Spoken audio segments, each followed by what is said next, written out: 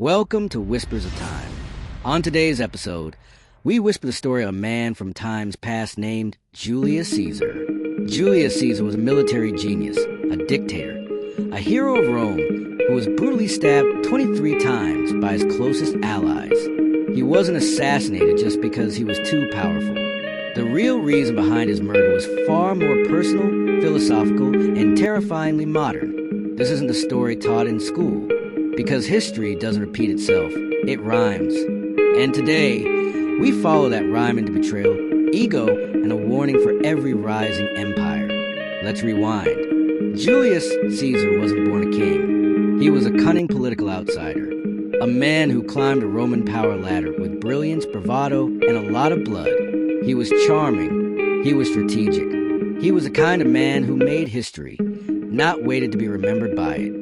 But Caesar didn't just want to rule. He wanted to redefine what Rome was. The Roman Republic was fragile, ruled by elites locked in gridlock and terrified of change. Caesar was a disruptor, the man who said no more. He gave land to the poor. He reformed the calendar. He forgave enemies. He pushed for unity. He acted like a king without wearing a crown. That scared the old guard. But it wasn't just fear of tyranny. There were hidden motives. Brutus wasn't just an idealist fighting for democracy. He was personally tied to Caesar, almost like a son. Yet he led the knife-wielding mob that killed him. Why? Because Caesar's power wasn't the only threat. It was what that power revealed about Rome and about themselves.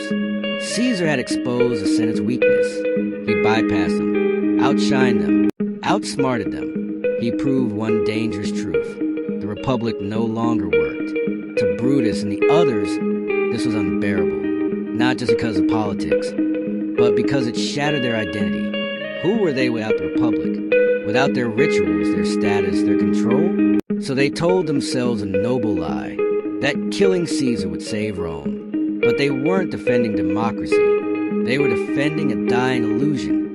The Republic wasn't being assassinated. It was already dead, and Caesar was just a funeral. The aftermath didn't go as planned. They thought the people would cheer, that Rome would thank them, that the Republic would rise again. Instead, there was chaos, riots, civil war. And who came out on top? Not the Senate, not Brutus, but Caesar's heir Octavian, later known as Augustus. He became the first true emperor of Rome. In trying to prevent monarchy, the assassins created it. Their fear of one-man rule guaranteed one-man rule. They killed Caesar to save the Republic. But instead, they buried it forever. So what was the real reason Caesar was assassinated? Not just power, not just politics, but because he exposed a truth his killers couldn't face. That the old world was gone. That Rome needed change, and they couldn't stop it. He was a mirror, and they hated what they saw. And maybe that's why we're still obsessed with Caesar's death over 2,000 years later. Because deep down, we wonder how many of our own systems are quietly dying. How many Caesars we've silenced, just to avoid admitting the truth. This wasn't just about Julius Caesar. This was about fear of the future.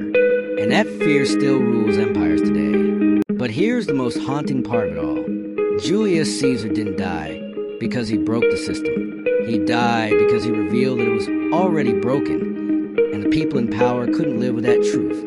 That pattern didn't die with Rome. It keeps resurfacing. Throughout history, those who challenge crumbling systems, who try to rebuild instead of repair, often face the same fate. Martin Luther King Jr., Abraham Lincoln, Gandhi, leaders with radical visions, assassinated not just by bullets, but by fear, denial, and a desperation to preserve the old ways. When a system is failing, it doesn't always fall quietly. It claws. It resists. It convinces itself it's still in control. Just like the Senate believed Rome would return to normal after Caesar's death. But history shows us. Revolutions don't wait for permission. They don't ask politely. They erupt, often led by the very people once loyal to the past. Brutus didn't stab Caesar because he hated him. He stabbed him because he loved the world that Caesar was changing too fast. But the uncomfortable truth? That world was already gone. They were just the last to realize it. And today we should ask ourselves, are we Brutus? Are we clinging to old orders outdated beliefs, broken systems, simply because we're afraid of what comes next? Or are we Caesar, flawed, ambitious, maybe even reckless, but willing to challenge a narrative, to accept that change is not just coming, it's already here?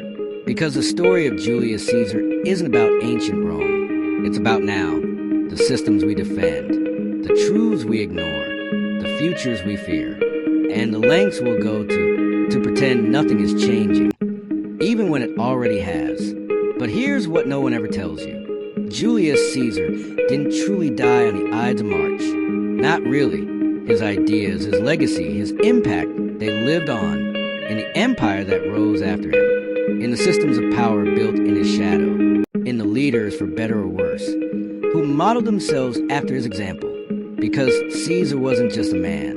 He was a moment in history where everything changed. He was a point where the past and future collided and exploded. That's why his death echoes through time. Why artists, authors, philosophers, and politicians keep coming back to him. Because deep down, we recognize that same moment approaching in our own world. We feel it in governments that no longer represent the people, in economic systems that reward the few and exhaust the many, in technological revolutions that outpace our ethics, in a widening gap between those clinging to power and those demanding change. We're standing at another Ides of March, and the question isn't just who will be Caesar, it's who will be Brutus, who will betray tomorrow to protect yesterday. Because when change threatens the comfortable, history shows us it's not the villain who gets the knife, it's the visionary. And yet, again and again, humanity forgets. We punish those who tell us the system is broken. We silence the ones urging us to evolve. And only later do we mourn them, after it's too late. But maybe this time could be different. Maybe if we finally learn the real lesson of Caesar's assassination, not the dramatized version, not the myth, but the truth, we'll stop killing the future just to feel safe in the past. Maybe we'll recognize that when the old ways collapse, it's not a tragedy. It's an invitation to build better, to lead wiser, to evolve, not out of fear, but out of vision. Because Caesar wasn't the end of Rome. He was the beginning of something new. And the same choice lies in front of us today. Will we cling to dying systems, or finally embrace the change that's already here? History is watching, and this time, we get to write what comes next. If that flipped your view of history, hit that like button, subscribe for more deep dives, and tell me in the comments, was Caesar a tyrant or a visionary?